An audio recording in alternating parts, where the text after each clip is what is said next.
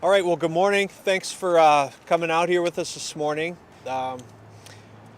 It's been, man, has it been about 60 hours? I think the chief was telling me that the resiliency of the city is pretty incredible. We think it's only been 60 hours and how much has been accomplished already as far as the cleanup of this effort. But now we're staring down some of the flooding and some of the water issues. We just came over Yankton Trail Park, and the river's way out of its banks, as you already know. So now that's the next situation we're monitoring. So shortly after the tornado was hit, I would say within 6 hours, and remember that came in at midnight, I heard from all three of these guys checking in to see how things were going in the city.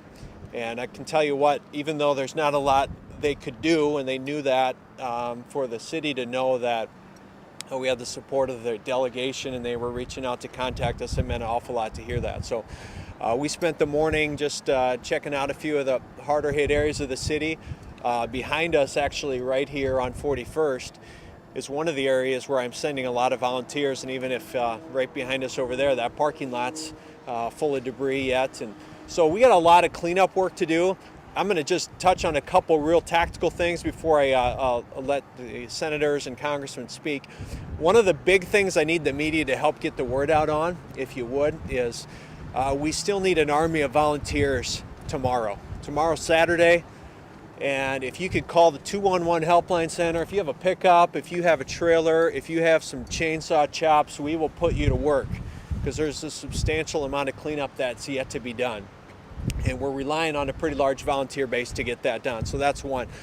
Secondly, I want you to know that the city is also very actively monitoring what's happening north with the river levels and the flooding up in Madison and Del Rapids and what's coming this way. So we'll be able to provide an update on that, one at 10:30 at the regular briefing, but Todd Heitkamp is also here to provide any updates on that.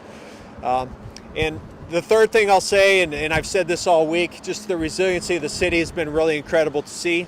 It's been incredible to see how the community has come together to help people out. Just because the memories of Tuesday night are starting to fade away, we're going to need that help for the next several weeks. So continue to lift up your city, help out your city where you can. So again, I want to thank Senator Thune, Senator Rounds, and Congressman Johnson for being here and seeing the damage today. So I'll let Senator Thune address maybe a few of the things that we saw this morning.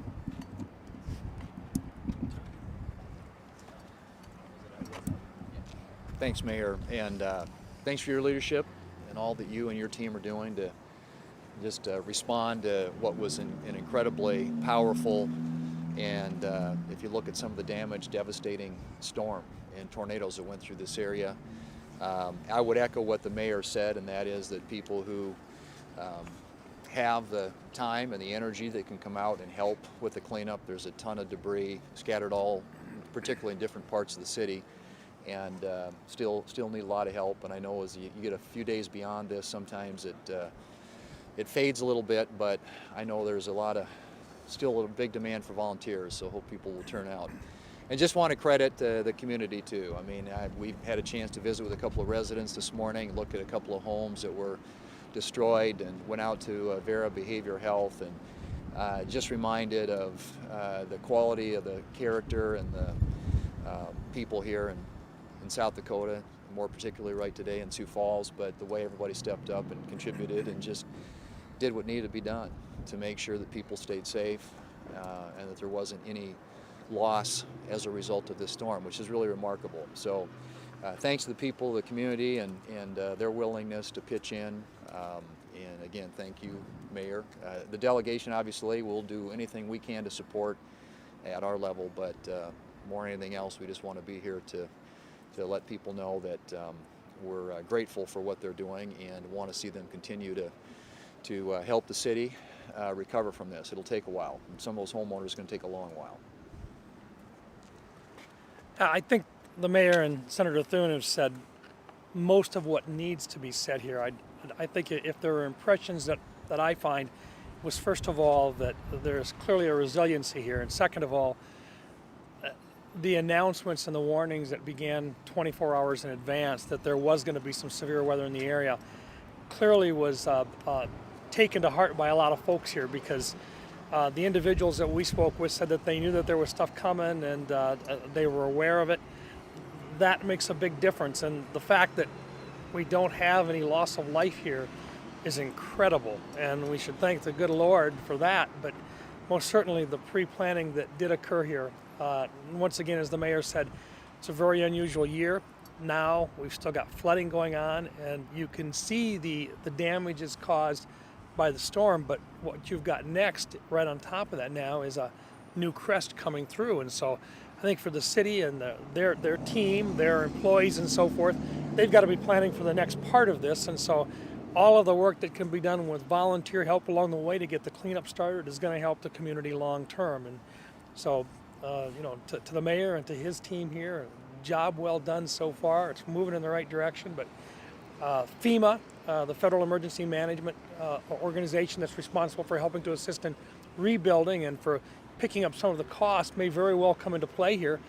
That goes into a lot of the public damage. We don't know how much flooding there is throughout the entire state yet. We've talked with a number of the leaders in the other communities as well.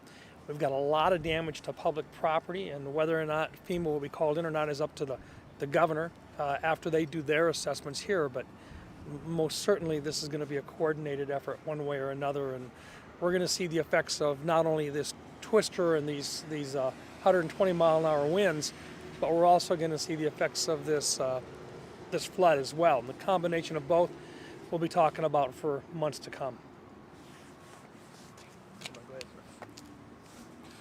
Well, we talked to a homeowner this morning who said, people keep telling me I'm a victim. He goes, I don't feel like a victim. I'm alive and I'm surrounded by people who want to help.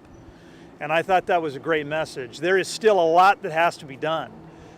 You look around this town, there's all kinds of brush. You don't need any kind of a special permit or permission.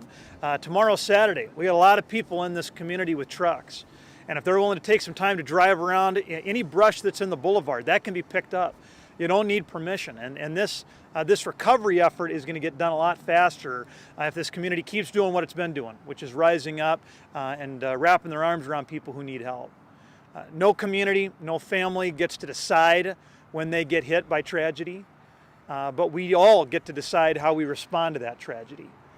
And there are going to be people in Washington, D.C. who want to play politics with disaster bills because it seems like that's what DC does. But these guys, they've never played politics with disaster, with tragedy, and we're going to do everything we can to make sure that the federal government role is as appropriate and as reasonable and as timely as it can be. And that's going to help people get through this.